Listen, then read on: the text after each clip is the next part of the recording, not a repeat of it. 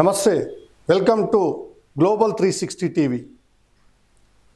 ఈరోజు ముఖ్యంగా మరి ఇందిరమ్మ ఇండ్లు, ఈ డబుల్ బెడ్రూమ్ ఇండ్లకు సంబంధించినటువంటిది తెలంగాణ రాష్ట్రంలో ఈ యొక్క కాంగ్రెస్ ప్రభుత్వం రేవంత్ రెడ్డి నాయకత్వంలో ఏర్పడిన తర్వాత ప్రజలకు ఇచ్చినటువంటి హామీలలో మరి ఇందిరమ్మ ఇండ్లు గ్రామాలలో దీన్ని 3 రకాలుగా ఏబీసీలుగా విభజించి, ఒకటి మరి పూర్తిగా ఇండ్లు లేనటువంటి వాళ్ళు ఉన్నారు, మరి ఇల్లు జాగా ఉండి ఇల్లు కట్టుకోలేనటువంటి వాళ్ళు ఉన్నారు, ఇల్లు కూడా లేనటువంటి వాళ్ళు ఉన్నారు. అయితే ఇప్పుడు మండల స్థాయి, జిల్లా స్థాయి, గ్రామీణ ప్రాంతాల్లో ఉండేటువంటి వాళ్ళు 90% ఇల్లు జాగాలుండి కమ్మల గుడిసెతోటో రేకులతోటో మామూలుగా పురాతన ఇళ్లలో నివసించేటువంటి 100-200 గజాలు జాగలిగినటువంటి వాళ్ళు గ్రామీణ ప్రాంతంలో ఎక్కువ ఉండేటువంటి అవకాశం ఉంది. దాన్ని ఏ కేటగిరీ కింద తీసి, బి కేటగిరీ అంటే వాళ్ళు ఇల్లు జాగా ఉంది కానీ ఇల్లు కట్టుకోలేని స్తోమత, అంటే ఏదో మామూలుగా ఇంకో కిరాయి ఇంట్లోనో ఎక్కడనో ఉంటున్నో గడిపేటువంటి ఒక రెండో రకంగా. మూడో రకం అంటే వీళ్ళకి ఇల్లు లేదు, జాగా లేదు, మరి వీళ్ళు కిరాయిలకు, అంటే హైదరాబాద్లో ఎక్కువ ఉంటారు ఇలాంటి వాళ్ళు. అంటే ఇల్లు జాగా లేనటువంటి వాళ్ళు ఎక్కువ పెద్ద మొత్తంలో హైదరాబాద్లో వలస వచ్చినటువంటి వాళ్ళు, బతుకుదెర కోసం వచ్చినటువంటి వాళ్ళు, మిడిల్ క్లాస్ వాళ్ళు, వీళ్ళంతా కూడా ఎక్కువ మంది ఉండేటువంటి అవకాశం. అందుకని ప్రభుత్వం ప్రవేశపెట్టినటువంటి ఏదైతే ఉందో ఇందిరమ్మ ఇండ్లు అనేటువంటిది, ఈ స్కీమ్ సంబంధించినటువంటిది, మరి ఇప్పుడు ఇన్ని రోజుగా దీని మీద కసరత్తు చేస్తున్నటువంటి ప్రభుత్వము ఎటకేలకు దీనికి ఒక దాదాపు హైదరాబాద్లోనే ఒక 10 లక్షల మంది అప్లై చేసుకున్నారు.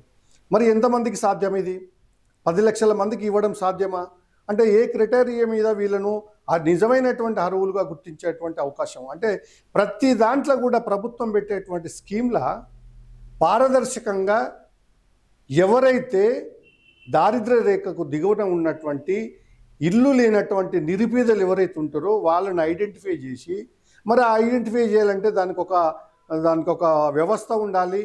వాళ్ళే వీళ్ళను సర్వే ద్వారా వీళ్ళు నిజంగా ఇల్లు మీరు చేసినటువంటిది ఏదైతే 3 రకాలుగా ఉన్నటువంటి ఇళ్ళకు సంబంధించినటువంటి ఉందో, మరి వాళ్ళను పర్ఫెక్ట్గా నిజాయితీగా ఎక్కడ గ్రామంలో అక్కడ గ్రామం ఉన్నటువంటి గ్రామ కమిటీలు కావచ్చు, సర్పంచ్ కావచ్చు, వార్డు మెంబర్లు కావచ్చు, ఎంపీటీసీ, జడ్పీటీసీలు కావచ్చు, ఆ గ్రామం వరకు చేయగలుగుతారు.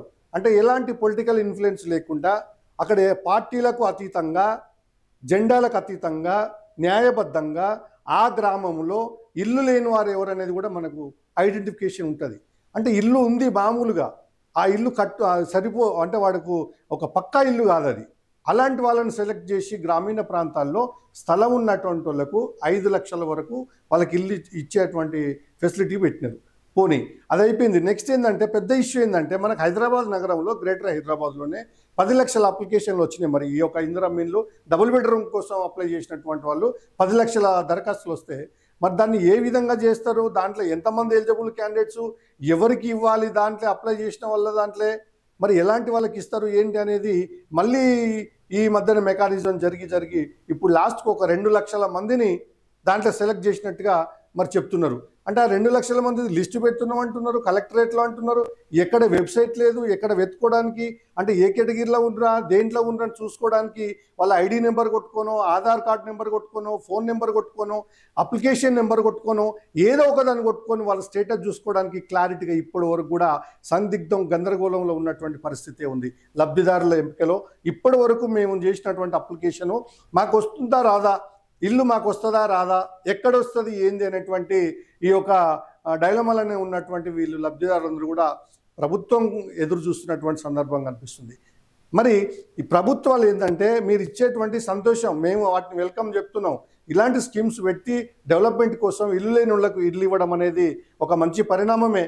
కాకపోతే దీన్ని ఏ విధంగా చేద్దాం అనేది, అంటే ఫస్ట్ ప్రారంభించినప్పుడు ఒక రకమైన గైడ్లైన్స్, మధ్యలో ఒక రకమైన గైడ్లైన్స్, మళ్ళీ చివరికి సెలక్షన్ జరుగుతుంది, లిస్టు పెడుతున్నాము అని చెప్పి దాన్ని ఊగిసలాట పెట్టుకుంటా జనాన్ని తికమక చేస్తూ ఆగముకు గురి చేస్తున్నటువంటి సందర్భాలు ఎక్కువ ఉంటున్నాయి.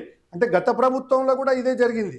ఇప్పుడు మరి ఆ ప్రభుత్వం వద్దని దాన్ని బొందబెట్టి ఈ యొక్క కాంగ్రెస్ ప్రభుత్వం అన్న మాకు ఇందిరమ్మ పేరంటేనే ఒక సంక్షేమ పథకాలకు నిలయమైనటువంటి ఒక ఇందిరమ్మ అనేటువంటి ఇందిరమ్మ ఇండ్లు ఆమె పేరు మీద ఒకప్పుడు ఆమె హయాంలో కూడా కట్టించినటువంటి సందర్భాలు ఉన్నాయి. అదే మరి గుమ్మడి నర్సయ్య మాజీ ఎమ్మెల్యే ఇప్పటికీ ఆ ఇందిరమ్మ ఇంట్లోనే ఉంటుండని టీవీ ఛానల్ అక్కడక్కడ చెప్తుంటారు. అంటే కాంగ్రెస్ అనేది ఇంట్లోకి ప్రధానమైనటువంటి పెద్దపీట ఇస్తుంది. మరి అందరికీ ఇల్లు లేనటువంటి వాళ్ళకు ఇండ్లు వస్తాయనేటువంటి ఆశతో ఉన్నటువంటి ప్రజలకు మరి కాంగ్రెస్ ప్రభుత్వం రేపు ఏం చేయబోతుంది అనేది ప్రజలు ఎదురు చూస్తున్నారు. ఇప్పటికైనా ప్రభుత్వం దాని కన్సర్న్ డిపార్ట్మెంటు, ఆ గృహ నిర్మాణ సంస్థ కావచ్చు, బట్టి విక్రమార్క గారికి ముఖ్యంగా మేము ఒకటే రిక్వెస్ట్ చేస్తున్నాం. సార్, మీరు ఏదైనా సరే ఈ తెలంగాణలో ఈ హైదరాబాద్లో ఉన్నటువంటి ఎవరైతే ఇల్లు లేనటువంటి నిరుపేదలు ఉన్నారో వాళ్ళని ఖచ్చితంగా ఐడెంటిఫై చేసి వాళ్ళకు ఇప్పుడు గత ప్రభుత్వంలో కట్టినటువంటి డబుల్ బెడ్రూమ్ ఇండ్లు ఇప్పటికీ ఆక్యుపేషన్ లేకుండా కొన్ని వందల వేల ఇండ్లు కూడా మిగిలిపోయినటువంటి సందర్భాన్ని మనకి ఇప్పుడు ఇక్కడ ఈ సరూర్ నగర్ ప్రాంతంలో ఇక్కడ చూసినట్లయితే కూడా ఎల్బీ నగర్ నియోజకవర్గ పరిధిలో ఇక్కడ ఈ యొక్క మన ఈ మన్సూరాబాద్ కాకుండా గుంటూరు కానీ హయత్ నగర్లో కానీ కట్టినటువంటి ఒక అపార్ట్మెంట్స్ డబుల్ బెడ్రూమ్ ఇండ్లు ఉన్నాయి. మరి వాటిని ఇంకా డెవలప్ చేయాల్సినటువంటి ఇంకా పని పూర్తిగా కాలేదు. వాటిని త్వరలో పూర్తి చేసి ఈ లబ్ధిదారులు ఎవరైతే ఉందో ఎంపిక చేయబడ్డటువంటి వాళ్ళు నిజమైనటువంటి అర్హులు ఎవరైతే ఉందో డబుల్ బెడ్రూమ్ కోసం పెట్టుకున్నటువంటి గ్రామీణ ప్రాంతాల నుంచి వచ్చి ఇక్కడ వలసలు వచ్చి జీవనం గడుపుతూ పిల్లల్ని చదివించుకోవడానికి వచ్చినటువంటి నిరుపేదలైనటువంటి ఇల్లు లేని నిరుపేదలకు మీరు నిజంగా మీరు చిత్తశుద్ధితోటి వాళ్ళని ఐడెంటిఫై చేసి వాళ్లకు నిజమైనటువంటి న్యాయం జరుగుతుందని ఎదురు చూస్తున్నటువంటి తరుణంలో ఈ యొక్క రేవంత్ రెడ్డి నాయకత్వంలో ఉన్నటువంటి కాంగ్రెస్ ప్రభుత్వం మాత్రం ఈ డబుల్ బెడ్రూమ్ ఇండ్లను మాత్రం పారదర్శకంగా మీరు ఒక సెలక్షన్ చేసి వాళ్ళకు అందిస్తే ప్రజల నుంచి మీకు ఒక మంచి రెస్పాన్స్ వస్తుంది అనేది మాత్రం వాస్తవం. కాబట్టి మీరు దీన్ని త్వరలోనే పూర్తి చేస్తారని మేము కోరుకుంటున్నాము. Thank you.